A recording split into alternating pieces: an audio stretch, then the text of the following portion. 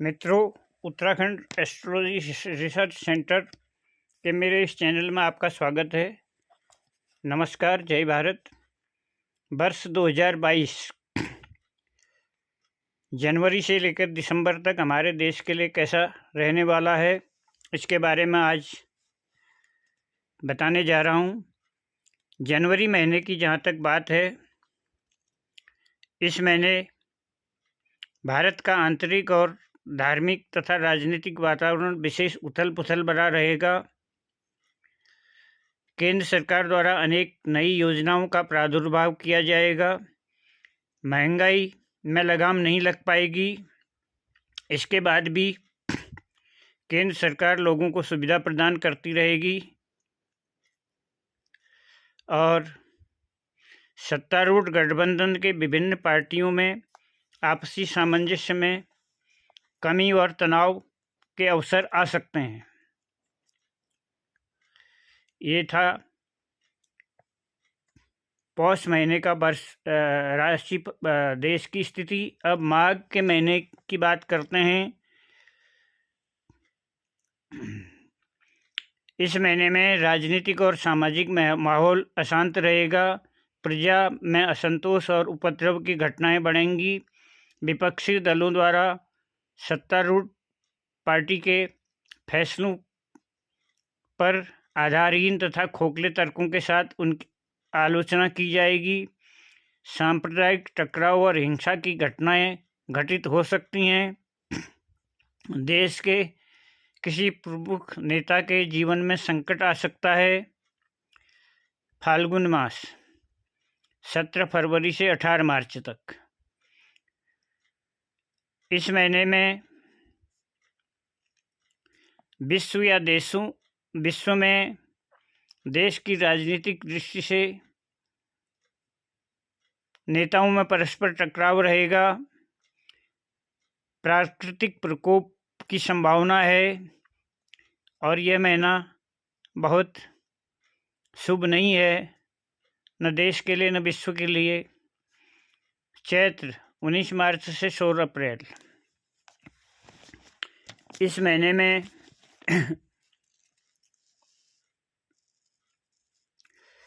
देश के कुछ राज्यों में राजनीतिक और सामाजिक माहौल अशांत रहेगा। किसी राज्य में छत्रभंग शासन में परिवर्तन हो सकता है। कहीं अकाल की स्थिति आ सकती है। आवश्यक वस्तुओं की कीमतों में वृद्धि होगी और सीमाओं में युद्ध का जैसा वातावरण बना रहेगा। सत्तारूढ़ तथा विपक्षी पार्टियों में आरोप प्रत्यारोप का वातावरण बना रहेगा और संसदीय परंपराओं को तहस नहस करने की स्थिति बनेगी। विदेशी असामाजिक सत्तों द्वारा सोशल मीडिया के माध्यम से सांप्रदायिक विद्वेष भड़काने का कार्य किया जाएगा। बैसाख 17 अप्रैल से 16 मई। इस महीने में अनाज की कमी, अत्यधिक महंगाई, प्राकृतिक प्रकोपों से जन धन की हानि, उपद्रव, सत्ता परिवर्तन आदि आकस्मिक घटनाएं घटित होंगी। ज्येष्ठ मास 17 मई से 14 जून। इस महीने में देश के किसी प्रमुख नेता के लिए अनिष्टकर एवं अशुभ समय होगा। देश के किसी क्षेत्र विशेष में अग्निकांड, हिंसक और विस्फोटक घटनाएं घटित होंगी। केंद्रीय मंत्रिमंडल अथवा किसी प्रांत में सत्ता परिवर्तन के भी संकेत हैं। आषाढ़ मास 15 जून से 13 जुलाई। इस महीने में उच्च वर्ग के लोगों की सुख सुविधाओं के साधन का विस्तार होगा। आतंकी और हिंसक घटनाओं के फलस्वरूप प्राकृतिक आपदाओं के कारण जन धन और फसलों की हानि होगी।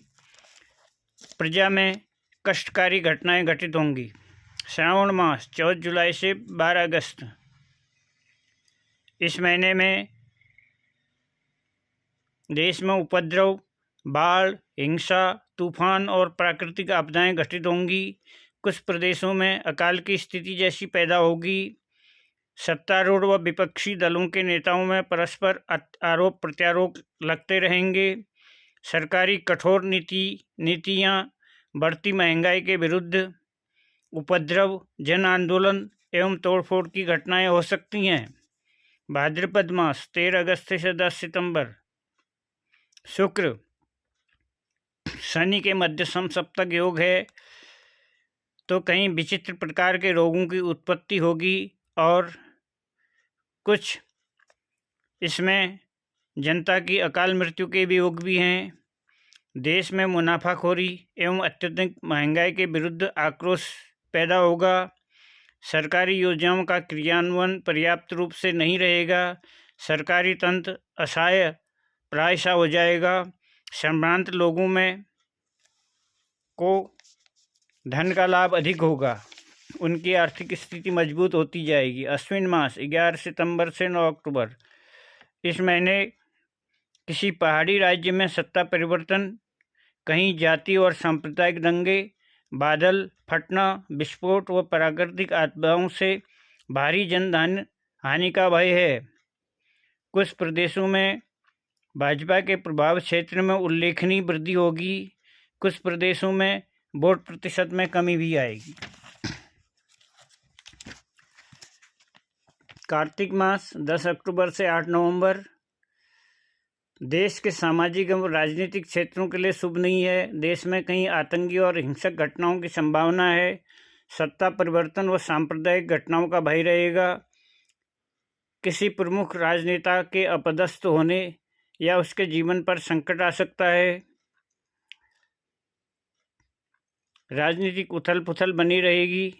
देश में राजनीतिक टकराव तथा राजनेताओं में परस्पर विग्रह, आरोप प्रत्यारोप, किसी राज्य में छत्रभंग, सत्ता परिवर्तन हो सकता है। मार्गशीर्ष माह 9 नवंबर से 8 दिसंबर। इस महीने में प्राकृतिक प्रकोप, रेल वायुयान दुर्घटनाएं से जनधन की हानि होने का योग है। राजनीतिक टकराव, अनावृष्टि, बर्फबारी से फसलों को हानि होगी। पौष मास दिसंबर 9 दिसंबर से 6 जनवरी 23 तक। सरकार द्वारा प्रदत्त सुख सुविधाओं में वृद्धि होगी। जनसंख्या वृद्धि के कारण कुछ गंभीर समस्याएं बढ़ेंगी। विधानसभा चुनावों में पार्टी संघर्षशील रहेगी। कुछ राज्यों में भाजपा का वोट प्रतिशत में वृद्धि होगी। पुनः सरकार स्थापित होगी, लेकिन कुछ राज्यों में वोट प्रतिशत में अप्रत्याशित रूप से कमी आएगी। ये इन प्रकार फिर भी सत्तारूढ़ दल अपनी सरकार बना लेगी। तो मित्रों, ये था 12 महीनों का वर्षफल भारत का।